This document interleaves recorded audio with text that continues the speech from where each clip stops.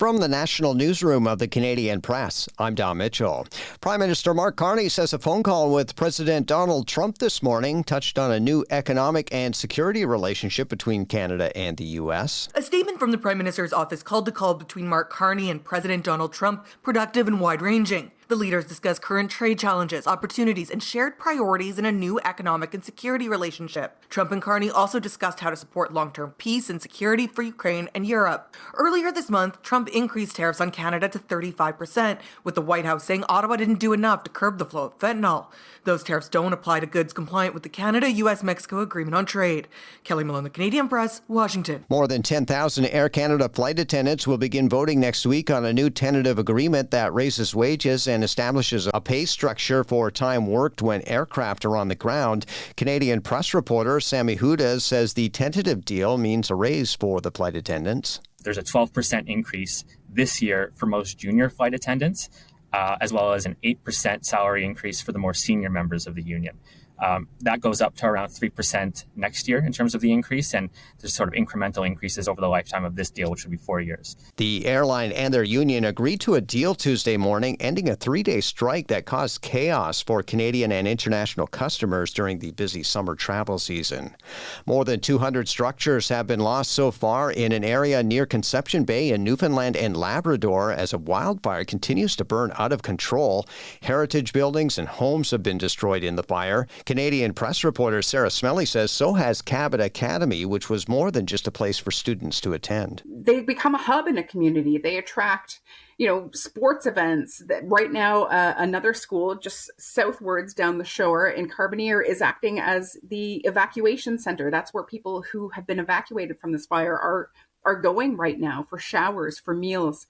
So to lose that school is just crushing. The school had about 60 students from kindergarten through to grade 6. And a new study suggests urban green space helped fight off depression during the COVID-19 pandemic. Lead author and Carleton University professor Paul Villeneuve says green space's protective lifeline was also more pronounced for people with mobility issues or lower incomes. A really interesting finding in terms of the benefit of this sort of protective effect of green spaces on depression was stronger for people with lower incomes. The presence of greenness in urban areas really helps reduce some of those social inequalities of health. The study says among people who are not already depressed, those living in the greenest areas were about 19% less likely to develop depression compared to those in the least green neighborhoods. This is the Canadian Press.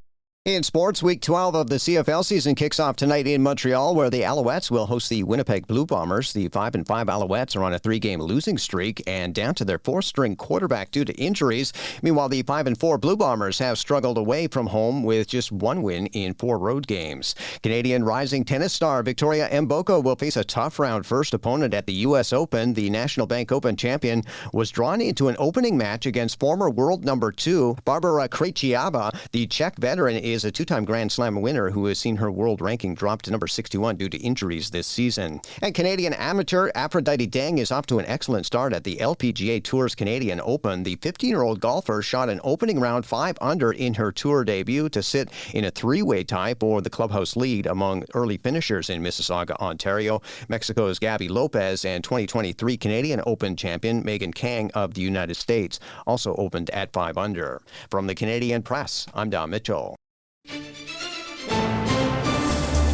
Thanks for listening. Don't forget to follow and subscribe. For more of today's top stories, visit thecanadianpressnews.ca.